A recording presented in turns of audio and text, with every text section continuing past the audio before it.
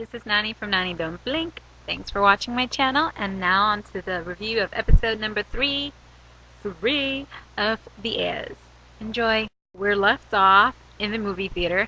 Kim Tan tells Eun-sang, 혹시 나는 좋아하냐?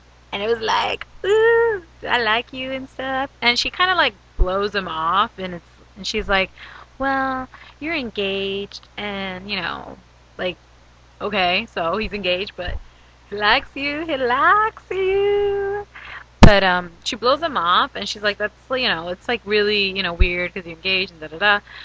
And ends up, trying to use movie as a, like, reference, like, that only happens in the movies. He's like, things can happen in real life and stuff. And I think there was, like, a mention of, like, Hollywood, and she's like, Hollywood? And he takes her outside and shows her the sign, and this is her, like, avoiding the subject of him liking her or, thinking that he likes her.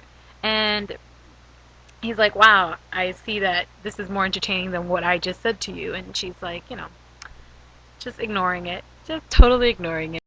So, Chan-young already replied on that talking book website.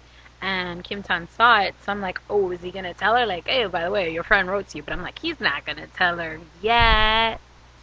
So I guess they get to the house and everything, and she's like grabbing her bag, like leaving, and then he just kind of grabs it, and he's like, why don't you just wait till you get in touch with your friend? And I'm like, I told you he wasn't going to say anything because he wants to keep her there. This is too cute. Chan-young's dad is Manager Yoon, who was the right-hand guy or the assistant for Kim Won. Now, I just realized this since I wasn't really paying attention to Chan-young's dad. Now I see more of the connection. So connected. Everybody's so connected. But he gets a call, Kim Tan, and Mr. Yoon is telling him that there's going to be like some kind of business meeting and to approach.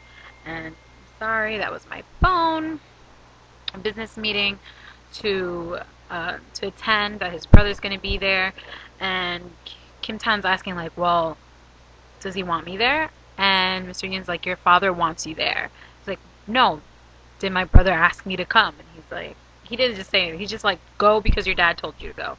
So I feel like Kim Tan like really wants a good relationship with his brother, and he looks up to him and he's like, I want to see you because I miss you. But it looks like, no, he does not miss you. He wants you to stay over there. Mr. Yoon gets off the phone with Kim Tan, and Lee Bona just pops into the building, and she's saying, abonim, abonim. So I got confused. I'm like, so is this her dad? But then I just realized it's Chan-young's dad. So now I realize Chan-young's dad is Kim Won's assistant, who happens to be closer and probably rooting for Kim Tan, like trying to get him into the business thing, or just really following their father's wishes. So he keeps telling her, do not call me that, call me Ajashi. And she seems really clingy because she already started complaining how she thinks Chan-young's cheating on her and whatnot, and saying how much she hates Eun-sang. And it looks like his dad is annoyed by this girl and probably doesn't want her as an in-law, because I sure as hell wouldn't as well, because she is completely annoying. But yeah, there's that scene. Then she goes off into this like studio or like some kind of little office, and there's Hyo-shin, the character that we were introduced in episode 2, well, the previous one, the guy that kind of like was in this like stressful family meeting, and Lu served him like so much water to almost fill the glass and spill it, and the puking guy. Well, yeah, so he's there, and there's these two girls like offering him sweets and things, and she blasted them saying, you guys didn't even make this, you guys bought this from here. And she found out it's his 100th day anniversary working there, and I guess he's doing this behind his family's back, and I guess they're just like bonding and talking. But what about those pills? Like, he said they were vitamins, but I'm sorry. He kept saying, like, my body's not the same as it was a year ago.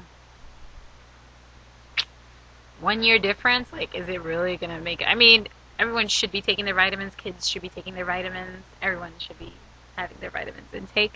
But regardless, I wonder if these are drugs. Now, are these drugs? Are these the drugs that he popped in that made him puke in the meeting? Like, random thoughts. just thinking about that.